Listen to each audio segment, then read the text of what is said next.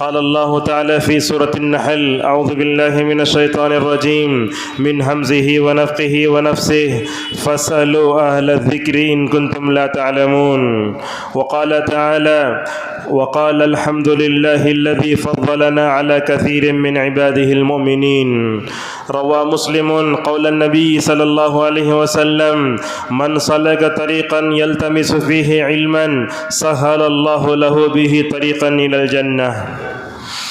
تمام تعریفیں اس رب کعبہ کے لیے ہیں جس نے ہم سب کو ایمان اور عقیدے کی دولت سے مالا مال فرمایا. ہزاروں کروڑوں درود و سلام و تمام نبیوں پر، خصوصاً رسولوں کے سردار جناب محمد رسول اللہ صلی اللہ علیہ وسلم پر، جن کی انتھک کوششوں سے صحابہ اکرام تیار ہوئے. انہوں نے علم کی یہ روشنی ماشاءاللہ قیامت تک کے لیے دنیا والوں کے حوالے کر دی. معزز حاضرین، آج کے خطبے میں ایک اہم موضوع سے متعلق ہم آپ کے سامنے رکھیں گے. ہمارا موضوع ہے علماء سے بڑھتی دوری. آج سے 25 سال پہلے دنیا کا جو ماحول تھا آج وہ نہیں رہا. دیکھتے ہیں دنیا 5G 6G کے نام پر ترقی تو کر رہی ہے، لیکن ہم دیکھتے ہیں کہ امت کے سارے طبقات میں ہی علماء سے بے نیازی کا رجحان بڑھتا جا رہا ہے. میں ذکر کروں گا بنگلور کے حالات بھی، آج کے کیا حالات ہیں. علماء کون ہوتے ہیں، ان کا مقام کیا ہوتا ہے، علماء کئی طرح کے ہوتے ہیں، علماء کی جو ہے قسمیں کیا ہوتی ہیں، علماء سے امت دور کیوں ہوئی، دور ہونے کے نتیجے میں امت کو کیا نقصان اٹھانا پڑا اور ہماری ذمہ داری کیا ہے، یہ ہم آپ کے سامنے بیان کریں گے. معزز حاضرین، آپ جانتے ہیں اس دنیا میں سب سے بڑی اگر کوئی نعمت ہے وہ علم کی نعمت ہے. اللہ تبارک و تعالیٰ نے غار حرا میں رسول اکرم صلی اللہ علیہ وسلم پر سب سے پہلے جو وحی اتاری، اس وحی میں اللہ نے اپنے نبی سے 2 مرتبہ کہا اقرأ بسم ربک الذی خلق، آگے کہا اقرأ وربک الاکرم. اس سے خود معلوم ہوتا ہے کہ علم بہت بڑی نعمت ہے. اللہ تعالیٰ نے دنیا کو پیدا فرمایا، آدم کو پیدا کیا، حضرت آدم کو قیامت تک پیدا ہونے والے سارے علوم سکھا دیے. اللہ نے کہا وَعَلَّمَ آدَمَ الْأَسْمَاءَ كُلَّهَا، علم کی برتری آدم کو ملی تو اللہ تعالیٰ نے فرشتوں سے کہا سجدہ کرو. دیکھو علم کے سامنے سارے فرشتے جھک گئے. اسجدوا لآدم فسجدوا الا ابلیس. جب اللہ تبارک و تعالیٰ نے علم کی یہ دولت دنیا کے 2 بڑے انبیاء بنی اسرائیل میں سے حضرت داؤد اور سلیمان کو ملی، ان دونوں نے اللہ تبارک و تعالیٰ کی اس نعمت علم پر اللہ کا شکر ادا کرتے ہوئے کہا وقال الحمد للہ الذی فضلنا علی کثیر من عباده المؤمنین. آپ لوگ بھی دعا یاد کر لو، جب بھی علم ملتا ہے تو علم پر جو ہے ہم کو ویسے ہی شکر ادا کرنا چاہیے جیسے داؤد اور سلیمان علیہ السلام نے کہا. تمام تعریفیں اس اللہ کے لیے ہیں جس نے اپنے سارے بندوں میں سے ماشاءاللہ ہم کو فوقیت عطا فرمائی. علامہ ابن کثیر رحمہ اللہ اس آیت کی تشریح میں کہتے ہیں وَأَيُّ نِعْمَةٍ أَفْضَلُ مِمَّا أُوتِيَ دَاؤُدَ وَسُلَيْمَانُ علیہم السلام. اے لوگو ذرا سن لو اس آیت کو.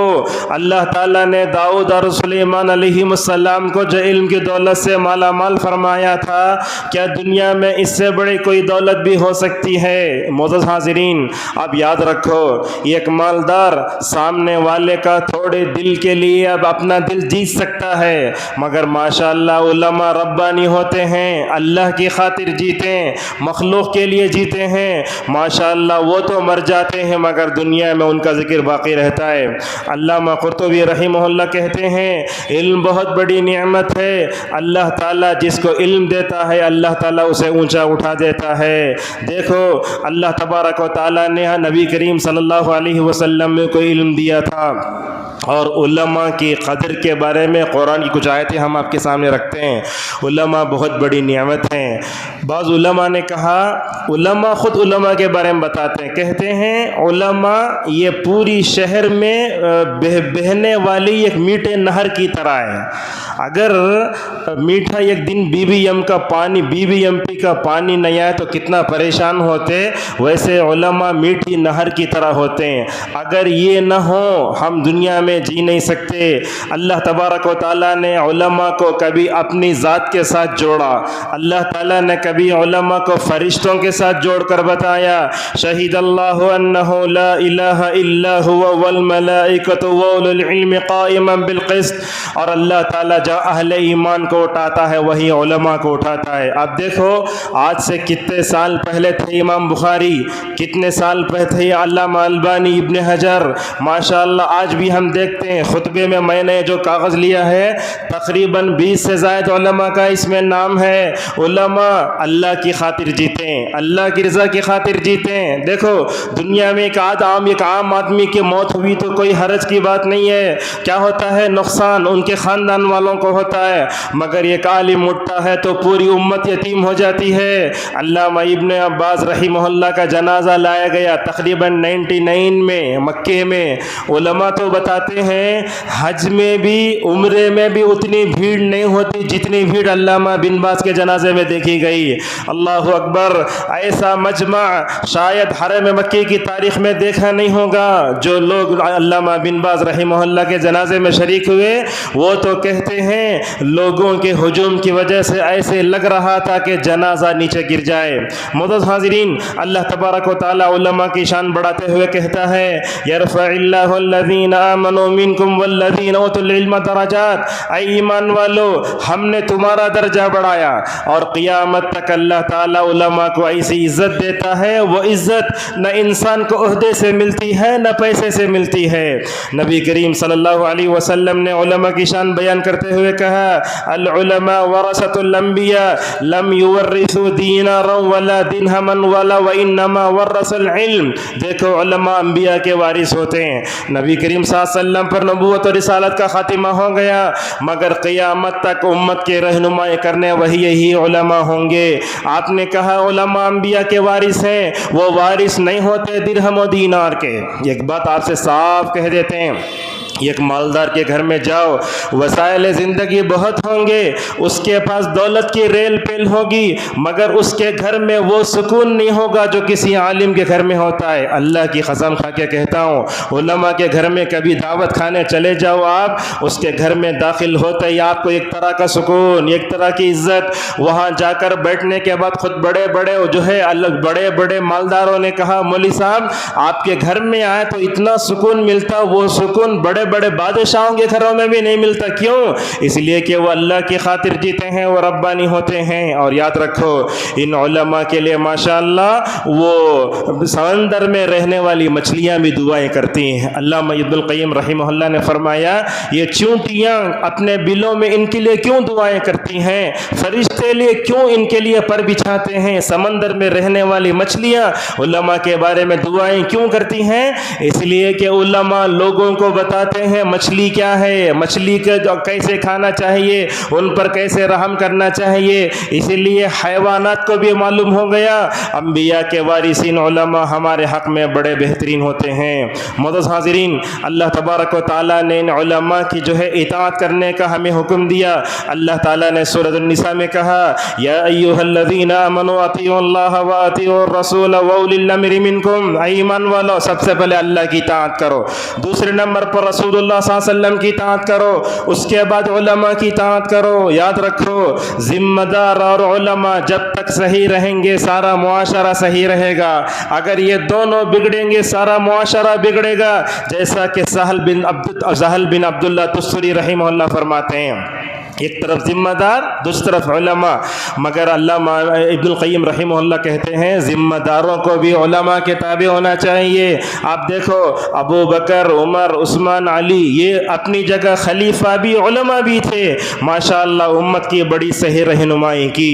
معزز حاضرین علماء کی بات کو ماننا چاہیے، مگر علماء کی ہر بات ماننا بھی صحیح نہیں ہے. دیکھو یہود و نصارہ نے حلال و حرام کے بارے میں جب آپ نے علماء کی بات کی تو اللہ اللہ تعالیٰ نے یہود و نصارہ کی مذمت بیان فرمائی، کہا اتخذوا احبارهم ورهبانهم اربابا من دون اللہ والمسیح ابن مریم۔ معزز حاضرین، حضرت آدم سے لے کر حضرت محمد صلی اللہ علیہ وسلم تک دیکھو، ماشاءاللہ ہر نبی تھا، ہر نبی رسول بھی تھے، مگر ساتھ میں عالم بھی تھے۔ انہوں نے ماشاءاللہ اپنی علمی صلاحیتوں سے الحمدللہ لوگوں کو فائدہ پہنچایا، اور یہ پوری تاریخ گواہ ہے انبیاء علیہم السلام کی۔ تمام نبیوں کے اندر اپنے اپنے معاشرے کی اصلاح کی تڑپ تھی۔ اسی لیے قرآن میں دیکھو، جہاں کہیں اللہ تبارک و تعالیٰ نے رسولوں کا، نبیوں کا تذکرہ فرمایا، یہ انبیاء کے اندر، رسولوں کے اندر اپنی قوم کی اصلاح کی تڑپ دیکھنا چاہتا تو اس لفظ پہ غور کرو، کہتے یا قومی، اے میری قوم کے لوگوں۔ یہی تڑپ رسول اکرم صلی اللہ علیہ وسلم کے اندر بھی تھی۔ آپ صلی اللہ علیہ وسلم کو جو علم دیا گیا، وہ علم اس سے پہلے کسی کو نہیں دیا گیا۔ آپ کو جو علم دیا گیا وہ قیامت تک کسی نبی، کسی آدمی کو بھی نہیں دیا جائے گا۔ اللہ اکبر! آپ کا علم کیسے تھا؟ 2 مرتبہ آپ کی سینے کو چاک کیا گیا، آپ کے دل کو وہاں سے اوپن ہارٹ سرجری ہے اس کو نکالا گیا، سونے کے تش میں رکھا، زمزم کے پانی سے دھویا، اس دل کو اتنا مضبوط بنایا اللہ تبارک و تعالیٰ نے۔ 23 سال تک آسمان سے آنے والی وحی کو ماشاءاللہ اس دل نے ماشاءاللہ مکمل طور پر قبول کیا۔ ورنہ تو قرآن کی عظمت یہ ہے، لو انزلنا هذا القرآن على جبل لرأيته خاشعا متصدعا من خشیۃ اللہ۔ اگر اس قرآن کو ہم پہاڑ پر اتارتے، قرآن کی عظمت یہ ہے کہ پہاڑ بھی ریزہ ریزہ ہو جاتا۔ وہ کون سا دل تھا؟ اس دل میں کیا ایمان تھا! اللہ اکبر! آسمان سے آنے والی اور وہی روش علم کی شکل میں اللہ کے نبی صلی اللہ علیہ وسلم کو وہ علم عطا کیا گیا۔ وہ علم عطا کرنے والے کون؟ اللہ کی ذات۔ لینے والے کون؟ وہ بھی بڑے طاقتور۔ اور اللہ تعالیٰ نبی کے بارے میں کہتا ہے وَمَا يَنطِقُ عَنِ الْهَوَىٰ إِنْ هُوَ إِلَّا وَحْيٌ يُوحَىٰ۔ اللہ کے نبی کبھی جو ہے خواہش میں آ کر کوئی بات نہیں بولتے، اللہ کے نبی اللہ کی طرف سے جدا وہی بولتے۔ ذرا میرے طرف دیکھیے، اللہ کے نبی صلی اللہ علیہ وسلم ایک مرتبہ اپنی زبان کی طرف اشارہ کر کے فرماتے، لوگو اس زبان سے صرف حق نکلتا ہے، باطل نہیں نکلتا۔ چنانچہ رسول اکرم صلی اللہ علیہ وسلم کو علم میں زیادتی کی دعا سکھائی گئی، آپ کو مال میں، اولاد میں وہ دعا نہیں سکھائی گئی۔ آپ کو اگر کسی کی زیادتی کی دعا سکھائی گئی تو وہ علم کی زیادہ دعا سکھائی گئی۔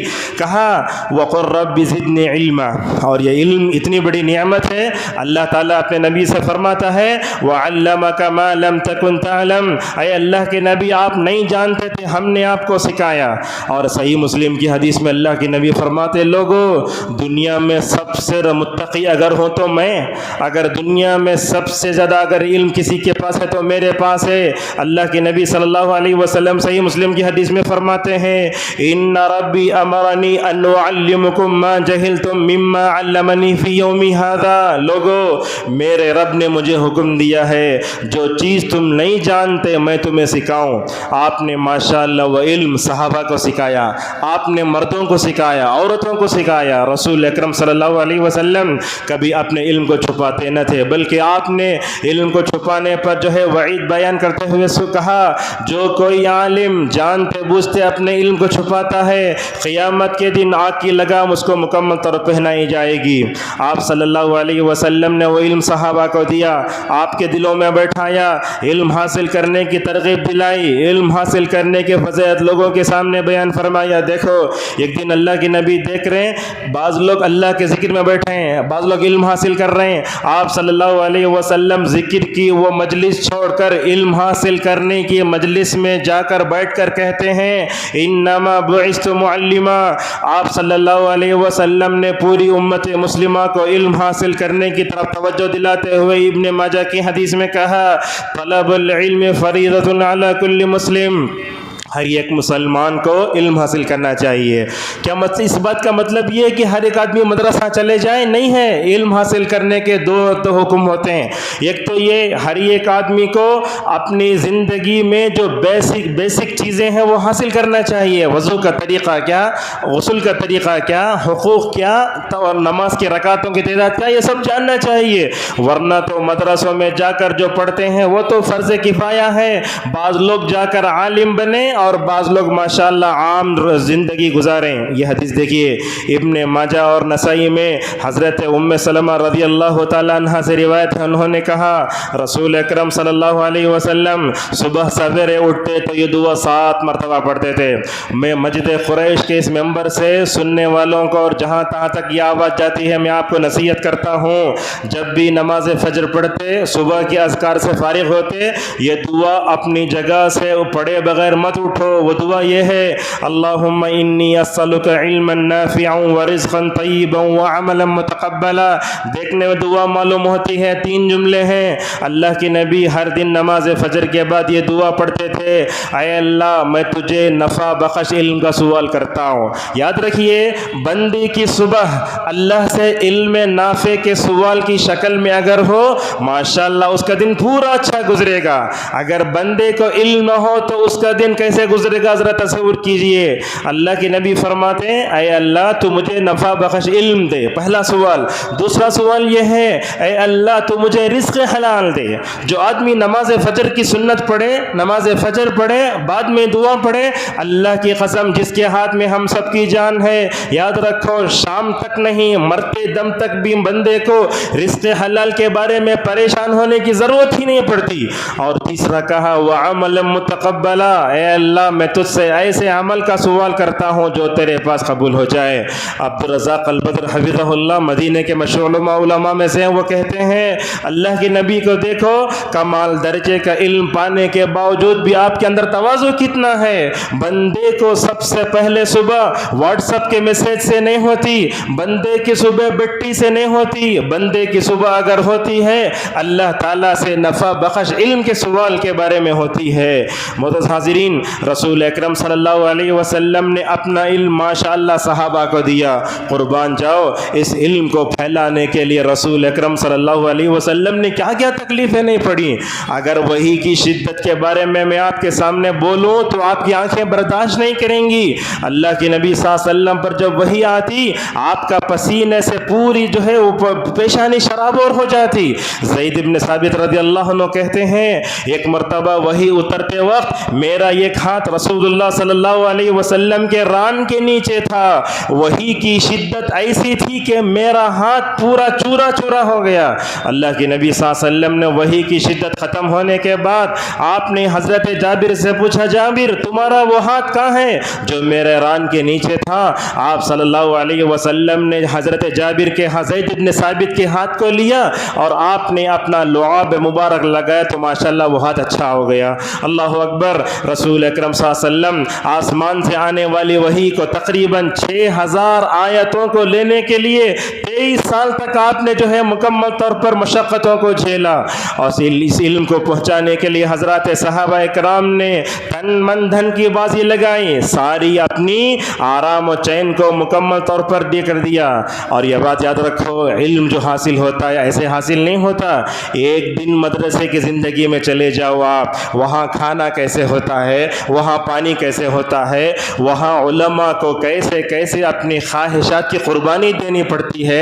ایک بچہ عالم بن کر جب مدرسے سے نکلتا ہے قوم اس کے ساتھ جو سلوک کرتی ہے میں سمجھتا ہوں یہ اس کی قربانیوں پر آج مکمل طور پر کیا چھری چلانا ہے. لہذا علم حاصل کرنے کے لیے صبر چاہیے. دیکھیے خطبہ بھی دیکھتے ہیں کبھی 5 منٹ لمبا ہو جاتا ہے, کبھی 5 منٹ چھوٹا ہو جاتا ہے, امام کو سننا پڑتا ہے, ایسے نہیں ہونا چاہیے. علم حاصل کرنے کے لیے بڑے صبر کی ضرورت پڑتی. دیکھو وہ سورہ کہف جس کو ہم ہر جمعہ پڑھتے ہیں, اللہ تعالیٰ نے اس سورت میں موسیٰ اور خضر کا واقعہ بتایا. موسیٰ علیہ السلام خضر علیہ السلام کے ساتھ کشتی میں سوار ہوتے ہیں, پہلے ہی بولتے تھے خضر اے موسیٰ دیکھو میں جو بھی کام کروں گا اس میں میرے سے سوال نہیں کرنا, میں تم کو صبر کرنے کی نصیحت کرتا ہوں. لیکن خضر علیہ السلام جو بھی کام کرتے پیچھے سے موسیٰ علیہ السلام بولتے کئی کو کرے یہ, تو حضرت خضر علیہ السلام نے 3 باتیں بتا کر آگے کہا میں نے تم سے کہا تھا کہ جلدی نہیں کرنا, اسی لیے میں تم کو 3 باتیں بتا کے اپنے جو ہے مکمل چیزوں کو بند کر دیتا ہوں.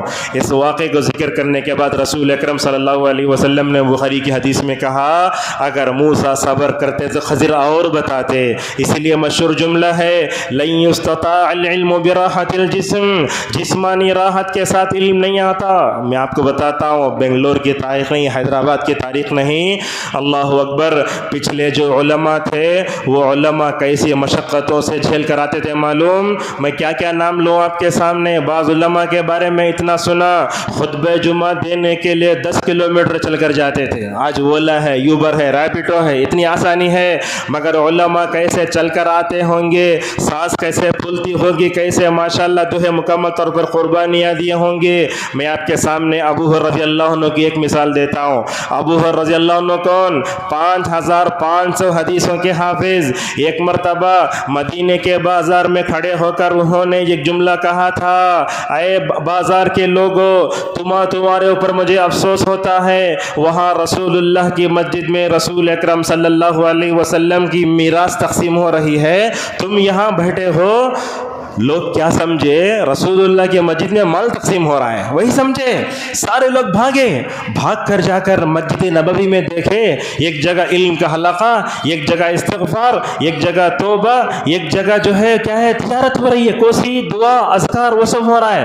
لوگ جا کر دیکھ کر واپس آ کر ابو ہریرہ رضی اللہ عنہ سے بولے, اے ابو ہریرہ, تم نے کہا وہاں رسول اللہ کی میراث تقسیم ہو رہی ہے, ہم دیکھتے ہیں وہاں گئے تو نماز پڑھنے والے ہیں, زاہد قسم کے لوگ ہیں, وہاں کیا قرآن پڑھا جا رہا ہے, وہاں فلاں یہ ہو رہا ہے. ابو ہریرہ رضی اللہ عنہ نے کہا, تم نے مسجد میں یہ جو دیکھا نا, نماز, روزہ, زکوٰۃ, استغفار, علم, یہی نبی کریم صلی اللہ علیہ وسلم کی میراث ہے. لہٰذا معلوم ہوا علم جو ہے یہ مال سے بھی بڑی اہم ہے. بلکہ میں آپ کو بتاتا ہوں, ابن القیم رحمہ اللہ کی کتاب مفتاح دار السعادہ, اس کتاب میں انہوں نے بتایا ہے کہ علم 450 دلیلوں کی بنیاد پر مال سے بھی افضل ہے. دیکھو علم میرے سینے میں ہے, آپ چرا نہیں سکتے. اگر مال کہیں بھی رکھیں, او ٹی پی آتا ہے غلط انداز سے, نعوذ باللہ ختم ہو جاتا ہے. معزز حاضرین, اسی طریقے سے رسول اکرم صلی اللہ علیہ وسلم کے انتقال کے بعد حضرات صحابہ اکرام نے اس امت کو ماشاءاللہ اپنے علم کی وجہ سے سنبھالا. دیکھو اللہ کے نبی فرماتے ہیں, خلافت النبوۃ 30 سنۃ ثم یؤتی اللہ الملک من یشاء. صحیح الجامع میں روایت ہے, اللہ کے نبی نے فرمایا میرے انتقال کے بعد 30 سال تک امت میں ماشاءاللہ خلافت ہوگی. ابو بکر 2.5 سال, حضرت عمر 10 سال, حضرت عثمان 13 سال, تقریباً 4 سال تک حضرت علی رضی اللہ عنہ, اس کے بعد حسن رضی اللہ عنہ تقریباً 6 مہینہ خلیفہ رہے. یہ 30 سالہ جو دور تھا, اس دور کے بارے میں, اس دور کے اچھے ہونے کے بارے میں اللہ کی نبی نے خوشخبری سنائی. آپ نے فرمایا, عمران ابن حسین رضی اللہ عنہ راوی ہیں, کہا خیر الناس قرنی, سب سے بہترین زمانہ میرا زمانہ, اس کے بعد صحابہ کا زمانہ. ماشاءاللہ صحابہ کے زمانے کے بارے میں اسلام جہاں جہاں گیا ماشاءاللہ علمی فتوحات کا دائرہ بھی مکمل طور وسیع ہوتا گیا. اور یہ بات یاد رکھو, جب تک عوام علماء سے جڑ کر رہے گی معاشرہ فتنوں سے محفوظ رہے گا. ابو بکر کو دور کو دیکھو, عمر, عثمان, علی کے دور کو دیکھو, ماشاءاللہ عوام علماء سے جڑ کر رہی, ماشاءاللہ فتنوں سے مکمل طور پر محفوظ رہے.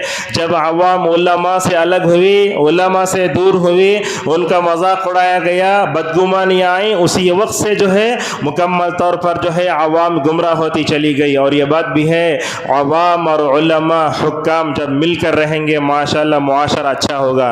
مجھے اس وقت وہ مثال یاد آتی ہے, محمد ابن عبد الوہاب رحمہ اللہ تقریباً آج سے شاید 200 سال پہلے عرب میں آئے تھے. انہوں نے کیا کام کیا, اللہ اکبر. ان کا سب سے بڑا کارنامہ یہ تھا کہ انہوں نے بادشاہوں کو توحید پرست بنایا. آپ جانتے ہیں چند دن پہلے محمد بن سلمان حفظہ اللہ سعودی عرب سے ہندوستان آئے تھے. ان کو گاندھی کی قبر کے پاس لے جایا گیا. پورے مسلم ممالک کے, غیر مسلم ممالک کے سب جا کے سمادھی پر پھول چڑھا کر آئے, مگر ملک محمد بن سلمان نہیں گئے. کیوں؟ وہ محمد بن سلمان کا جو عقید توحید ہے وہ اصل میں محمد ابن عبد الوہاب رحمۃ اللہ علیہ کی دعوتی کوششوں کا نتیجہ ہے. ذمہ داروں کو توحید پرست بنانا, ذمہ داروں کو اگر صحیح کرے, دیکھو حاکموں کو اور جو ہے امراء کو, ذمہ داروں کو توحید پرست بنائے, آج تک وہ توحید کا نور ماشاءاللہ مکمل طور پر پھیل رہا ہے. میں آپ سے پوچھتا ہوں, ابو بکر کا جب تک ایمان تھا کیا امت میں کوئی فتنہ برپا ہوا؟ اللہ اکبر. 2.5 سال کی مدت میں 3 بڑے فتنے اٹھے. ابو بکر نے اپنے ایمان اور اپنے علم کی وجہ سے ماشاءاللہ حالات کا ڈٹ کر مقابلہ کیا۔ میں آپ سے پوچھتا ہوں عمر رضی اللہ عنہ کا ایمان، ان کا علم، ان کی دور اندیشی، ان کی بصیرت رہی تو کیا امت میں فتنے آئے؟ بلکہ اللہ کے نبی صلی اللہ علیہ وسلم نے تو عمر رضی اللہ عنہ سے ایک مرتبہ کہا، اے خطاب کے بیٹے، جب تم ایک راستے سے چلتے ہو شیطان تم کو دیکھ کر اپنا راستہ بدل لیتا ہے۔ عثمان آئے، علی آئے، ماشاءاللہ عوام علماء سے جڑی رہی۔ دیکھیں آپ، لوہے کو بھی فولاد کو جیسے دونوں مل کر رہتے خیر رہتا، اگر دونوں الگ الگ ہوئے وہ فولاد کو لے جا کے دیوار پہلا تو نہیں لگتا، وہ لوہے کیوں لگتا ہو۔ اسی طریقے سے مکمل طور پر علماء کو اور عوام کو ایک ساتھ ہونا چاہیے۔ بنو امیہ کا زمانہ آیا، معاویہ رضی اللہ عنہ خلیفہ بنے۔ علامہ ابن تیمیہ رحمہ اللہ کہتے ہیں سب سے بہترین خلیفہ ابو بکر، سب سے بہترین بادشاہ معاویہ رضی اللہ عنہ۔ معاویہ آئے، اللہ اکبر، ایک طرف خوارج کا فتنہ اٹھا، ایک طرف شیعہ کا فتنہ اٹھا، گمراہ فرقوں کو ایسا کچلا کہ وہ دوبارہ سر نہ اٹھا سکے۔ اس کے بعد دیکھو بنو عباسیہ کا زمانہ آیا، ہارون رشید فلاں خلیفہ بنے۔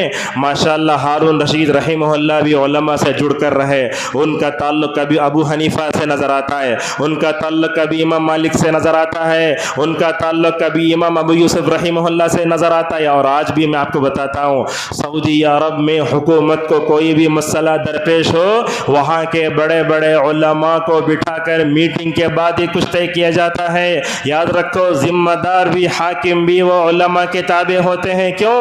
اس لیے کہ وہ شریعت کا علم جانتے ہیں۔ معزز حاضرین، علماء سے جڑے رہنے میں بہت فائدہ ہے۔ میں آپ کو بتاتا ہوں، ایک درخت ہے، اس درخت کی ڈالی توڑو آپ، کیا ہوتا، وہ ڈالی کملائی جاتی۔ اسی طریقے سے امت، جب تک امت علماء سے جڑ کر رہے گی تر و تازہ رہے گی۔ اسی لیے علامہ اقبال نے کہا، پیوست رہ شجر سے امید بہار رکھ، جیسا کہ مکمل طور پر سمجھ میں آتا ہے۔ آج ہم دیکھتے ہیں عوام علماء سے دور ہو رہی ہے، امت پر فتنے کے دروازے کھل رہے ہیں۔ میں آپ کو ایک بات یہی بتاتا ہوں، کیا ہے، آج دنیا میں جتنے گمراہ فرقے ہر دن بدن پیدا ہوتے جا رہے ہیں، یہ علماء کے دوری کے نتیجے میں ہیں۔ علماء سے جوڑو، فرقہ بندی مکمل ختم ہو جائے گی۔ اللہ اکبر، کہ بہت بڑے عالم دین حسن بصری رحمہ اللہ کہتے ہیں، لولا العلماء لصار الناس مثل البہائم۔ یہ پورے میرے جملہ کا یہ میرے خطبے کا بڑا بہترین جملہ ہے۔ کہتے ہیں اگر علماء نہ ہوتے تو لوگ جانور بن جاتے۔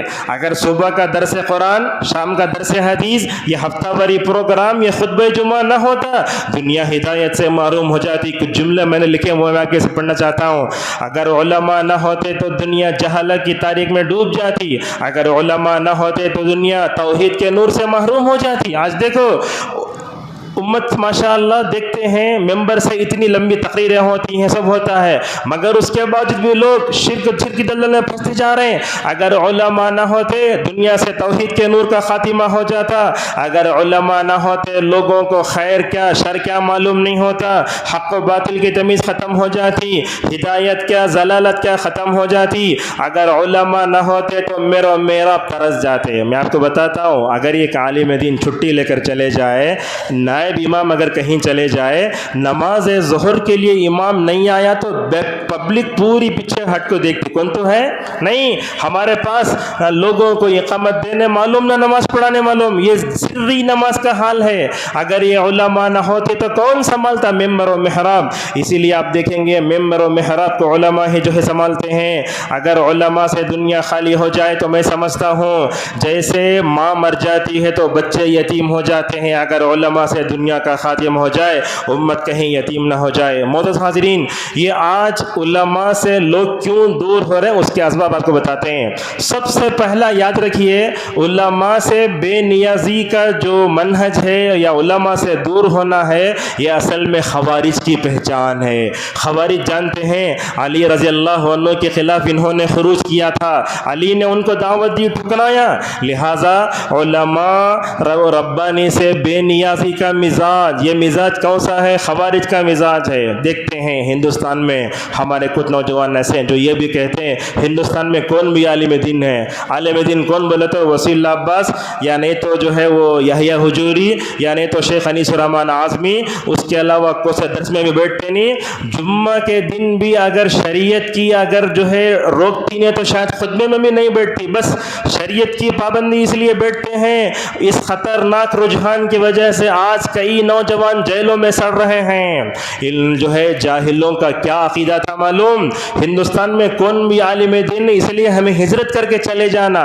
ہندوستان سے نکلے، بارڈر پہ پھنس گئے، اپنے جو ہے وہ غلط ارہاب کی وجہ سے، دہشت گردی کی وجہ سے آج جیلوں میں سڑ رہے ہیں۔ دیکھو علماء سے بے نیازی بڑی خطرناک ہے، علماء سے بے نیازی کا رجحان یہ خوارج کا مزاج ہے، ہم دیکھتے ہیں آج نوجوانوں میں بھی آ رہا ہے۔ بلکہ بتاتا ہوں کچھ علماء تو ایسے ہیں جو اس فکر سے بھی نعوذ باللہ متاثر ہوئے ہیں۔ اسی طریقے سے علماء سے دوری کے نتیجے میں انسان اپنی نفسانی خواہشات کا غلام ہے۔ کیسے؟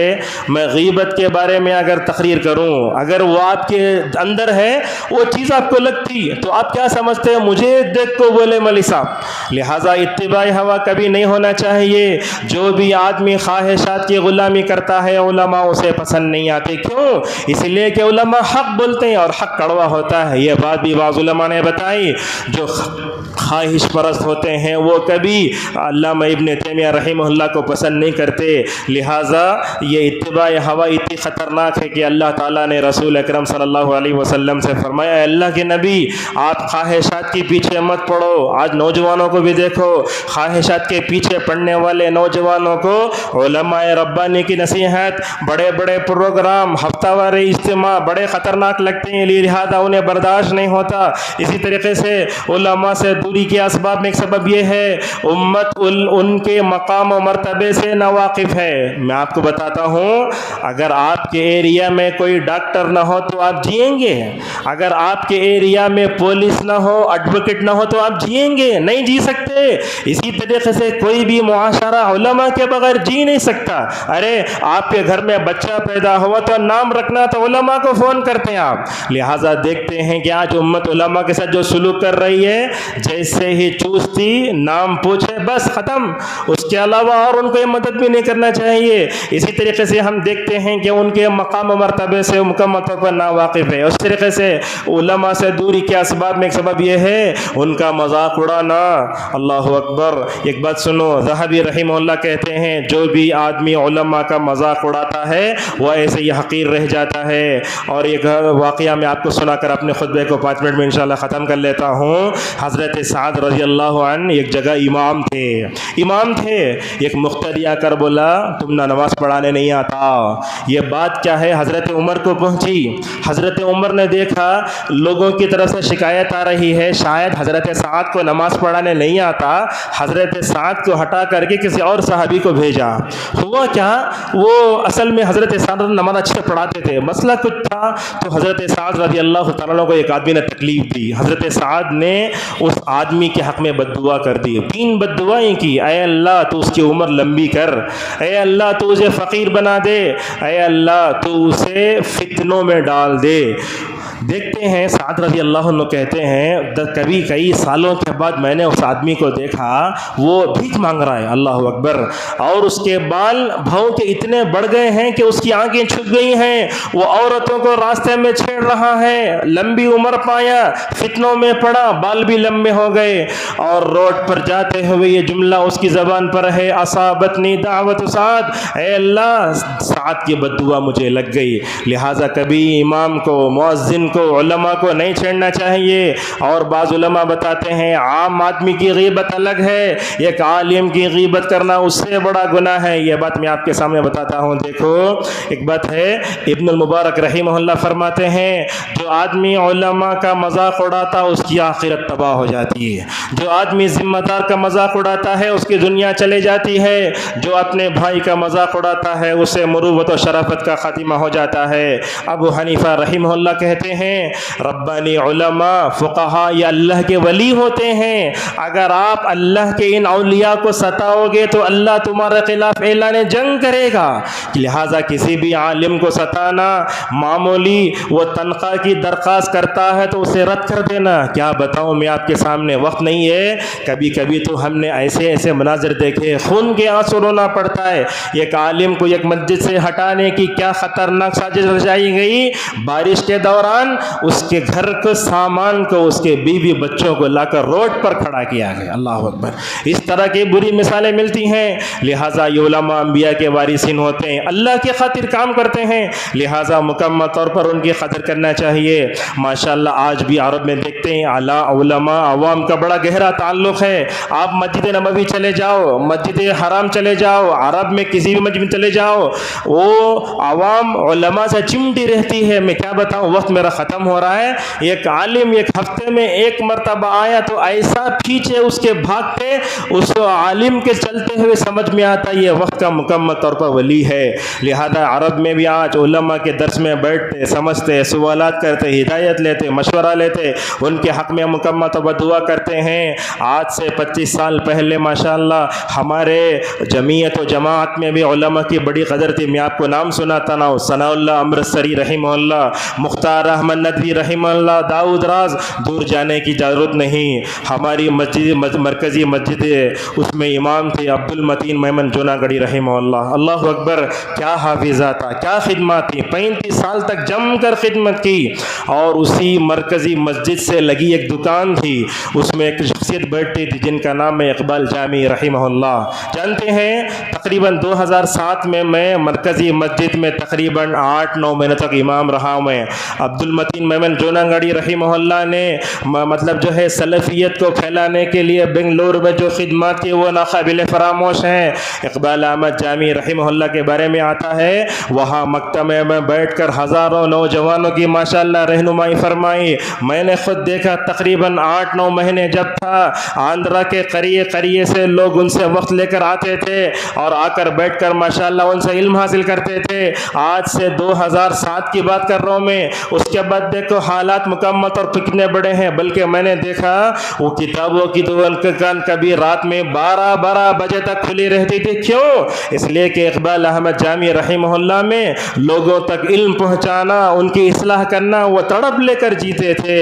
اس خطبے کے ذریعے میں علماء کو بھی یہ پیغام دینا چاہوں گا, جیسے ہمارے اساتین علماء نے, اکابر نے, ہماری امت نے اصلاح کی جو تڑپ رکھی اور امت کی صحیح رہنمائی فرمائی, آج امت کے علماء کو وہ تڑپ اپنے اندر پیدا کرنے کی ضرورت ہے. آج کے علماء دیکھ رہے دنیا کے پیچھے بھاگ رہے, تنخواہیں کم ملتی ہیں, دوسرے وقت میں زیادہ کام کرتے ہیں تو اپنی قوم کے لیے وقت نہیں دیتے. اگر میں یہ بات میں آپ کے سامنے کہوں کہ آج علماء سے امت دور ہے تو علماء امت کی شکایت کرتی ہے کہ علماء کے پاس وقت نہیں ہے. لہٰذا امت کے علماء کے اندر تڑپ ہونا چاہیے, یا قومی کہہ کر جیسے انبیاء اور رسول تڑپتے تھے ویسے ہی تڑپ ہونا چاہیے. ایک واقعہ بیان کر کے اپنی بات کو ختم کرتا ہوں. شیخ سیر اسماعیل شہید رحمہ اللہ ایک دن ایک جگہ درس دینے گئے. وہ درس دینے گئے تو کیا ہوا, وقت شروع ہوا, درس ختم ہو گیا. درس ختم ہونے کے بعد ایک بوڑھا لکڑی ٹیکتے ان کے پاس پہنچا, آ کر پوچھتا ہے یہاں اسماعیل شہید کون ہے. حالانکہ اسماعیل شہید وہی ہیں جن جا کر پوچھ رہا ہے. آ کر بول رہا ہے میں اتنا دور سے ان کی تقریر سننے کے لیے آیا تھا. آج کا زمانہ نہیں تھا ریکارڈنگ ہو جائے, یوٹیوب پر اپلوڈ ہو جائے. ماشاءاللہ اسماعیل شہید رحمہ اللہ کی تڑپ کیسی تھی دیکھو. انہوں نے تو ماشاءاللہ جو تقریر آنے سے پہلے کی وہ تقریر دوبارہ ان کو سنائی. لہذا ضرورت ہے کہ ہم علماء میں اپنے اندر یہ مکمل طور پر تڑپ پیدا کریں. عبدالرزاق اللہ بدر حفظہ اللہ ایسے ہی ہیں, ہمیشہ امت کی جو ہے تڑپ رکھ کر جیتے ہیں. اور اسی طریقے سے کچھ چیزیں اور بھی بتائی جا سکتی ہیں. بہرحال ہم آپ کے سامنے بتانا یہ چاہتے ہیں کہ جب تک عوام علماء سے جڑی رہی امت اچھی رہی. ائمہ اربعہ کو دیکھو, امام ابو حنیفہ, امام شافعی, امام احمد, امام مالک, ان ان لوگوں نے اپنے زمانے میں ماشاءاللہ کیسے شاگردوں کی ٹیم تیار کی، آج تک دیکھتے ہیں یہ مذاہب زندہ ہیں اور ان کی بات آج بھی مکمل طور پر بڑھائی جا رہی ہے۔ ایک بات آخری ہے، عبدالرزاق البدر حفظہ اللہ ایک مرتبہ کہتے ہیں، یہ کتاب الداء دوا، ایک آدمی آ کر ابن القیم رحمہ اللہ سے پوچھتا ہے میں گناہوں سے چھٹکارا کیسے پانا، تو انہوں چاہتے تو کیا کر سکتے تھے، سوال انڈیویجول تھا، الگ جواب دینا تھا، مگر اللہ اکبر، اللہ جزا خیر دی ابن القیم کو، ان کی قبر کو نور سے بھر دے، اللہ ان کے مغفرت فرمائے، انہوں نے اسلام کے لیے جو ذخیرہ چھوڑا ہے اللہ تعالیٰ ان کو ذخیرہ آخرت بنائے۔ سوال کرنے والا یہ ایک آدمی، مگر گناہوں سے چھٹکارا پانے کے لیے الجواب الکافی کتاب لکھ کر امت پر رہنمائی فرمائی۔ عبدالرزاق البدر حفظہ اللہ کہتے ہیں گناہوں سے چھٹکارا پانے کے لیے اس سے بہترین کتاب میں نے نہیں دیکھی۔ اردو میں اس کتاب کا نام ہے دوائے شافی۔ وہ بولتے عبدالرزاق البدر میں امت کے مالداروں سے مکمل طور پر درخواست کرتا ہوں اس کتاب کو شائع کر کے مکمل طور پر جو ہے عوام کے سامنے پھیلایا جائے۔ خلاصہ یہ ہے انٹرنیٹ اور سوشل میڈیا کے غلط استعمال کی وجہ سے آج امت کیا ہے، علماء سے دور ہو رہی ہے۔ بڑے بڑے علماء شہروں میں آتے ہیں لیکن بدقسمتی یہ ہے مساجد کے ذمہ دار ان سے فائدہ نہیں اٹھاتے۔ ضرورت ہے جب بھی کوئی بھی بڑا عالم دین آپ کے شہر میں آئے آپ کو جا کر ان سے وقت لے کر اپنے مسجد میں پروگرام کرنا چاہیے۔ لوگ علماء کے پروگرام میں آولا تو لوگ کیا کرتے معلوم، ہمیں لائیو دیکھ لیتے، ہمیں یاد رکھو لائیو دیکھے تو اس مسجد میں اس مجلس میں حاضر ہو کر سامنے سننے سے جو بشارت اور جو فضیلتیں ہیں وہ لائیو میں آپ کو مل نہیں سکتی۔ غیر عالم اور باڈی لینگویج کے پیچھے مکمل طور پر بھاگنا بھی نہیں چاہیے۔ ابن الجوزی رحمہ اللہ کہتے ہیں اللہ تبارک و تعالیٰ کے مقرب بندے ہیں علماء۔ یہ جملہ سنو، ربیعہ بن عبد الرحمن کہتے ہیں جیسے بچے ماں کے گود میں پلتے ہیں پوری امت کو علماء کے گود میں پلنا چاہیے، اور اسی طریقے سے ان کے دعا درس، ان کا محاضرات، صبح کا درس، شام کا درس، ہفتہ واری اجتماع، خطبہ، مکمل طور پر اس سے فائدہ اٹھائیے۔ سعد بن ناصر شصری حفظہ اللہ کہتے ہیں فتنوں کے اس دور میں ہم سب کو علماء سے مکمل طور پر جڑ کر رہنا چاہیے۔ شبہات کا فتنہ، شہوت کا فتنہ، اور یہ فتنہ ایسا ہے اللہ کے نبی نے فرمایا ایک زمانہ ایسا آئے گا دین پر عمل کرنا ویسے ہوگا گویا گویا آدمی اپنے ہاتھ میں انگارہ لے رہا ہے، قدم قدم پر فتنوں کا سامنا کرنا پڑ رہا ہے۔ فتنوں کے اس دور میں علماء سے مکمل طور پر جڑ کر رہو، حق پر ثبات قدمی اسی سے آتی ہے۔ لہٰذا خواتین بھی یہاں ہیں، ان سے ایک بات کہہ کر اپنی بات کو ختم کرتے ہیں، وہ یہ ہے ہماری خواتین بھی کیا کرتی ہیں، غیر علماء کو اور باڈی لینگویج جو اچھا بولتے ہیں ان کے پیچھے بھاگتے نہیں جانا چاہیے۔ ربانی علماء کے مکمل بیانات سنو، اور آج کل سوشل میڈیا، فیس بک، انسٹاگرام سب میں غیر علماء کی ویڈیوز بہت زیادہ وائرل ہو رہی ہیں، لہٰذا ان سے چکنی چپاٹی باتوں سے کبھی جو ہے ہمیں متاثر نہیں ہونا چاہیے۔ جو صحیح عالم ہوتا ہے، ربانی عالم ہوتا ہے، اسے علم دیجیے۔ یہیں پر اپنے خطبے کو روکتے ہیں۔ اللہ تبارک و تعالیٰ سے ہماری دعا ہے اللہ تعالیٰ ہم سب کو علماء کے ساتھ جڑ کر رہنے کی توفیق عطا فرمائے۔ اللہ تعالیٰ رسول اکرم صلی اللہ علیہ وسلم کے زمانے کے بعد سے صحابہ اکرام، تابعین اور علم نے جو بھی خدمات مکمل طور پر کی ہیں اللہ تعالیٰ ان کی ساری خدمات کو قبول فرمائے۔ ہماری جمعیت و جماعت سے متعلق جو بھی علماء اللہ کے پاس پہنچ چکے ہیں اللہ تعالیٰ ان کی مغفرت فرمائے، ان کے درجات کو بلند فرمائے، اللہ تعالیٰ ان کے علم کو ان کے لیے ذخیرہ آخرت بنائے۔ اللہ تعالیٰ ہم سب کو ربانی علماء کی قدر کرنے کا توفیق عطا فرمائے۔ اللہ تعالیٰ علماء کو خود عوام کی اصلاح کی فکر کرنے اور جو ہے اپنے اندر تڑپ پیدا کرنے کی توفیق عطا فرمائے۔ اللہ تعالیٰ ہم سب کو علماء کی قدر کرنے، ان کی تعظیم کرنے اور ان کی اہمیت کو جاننے، ان کا احترام کرنے کی ہم سب کو توفیق عطا فرمائے۔ اللہ تعالیٰ ہم کو شبہات اور شہوات کی فتنے سے ہماری حفاظت فرمائے۔ اللہ تعالیٰ ہم کو علم نافع، عمل صالح کی توفیق سے عمل فرمائے۔ اللہ تعالیٰ ہم کو ہر دن نماز فجر کے بعد یہ دعا پابندی سے پڑھنے توفیق عطا فرمائے۔ اللہم انی اسألک علما نافعا ورزقا طیبا وعملا متقبلا وآخر دعوانا الحمد للہ رب العالمین۔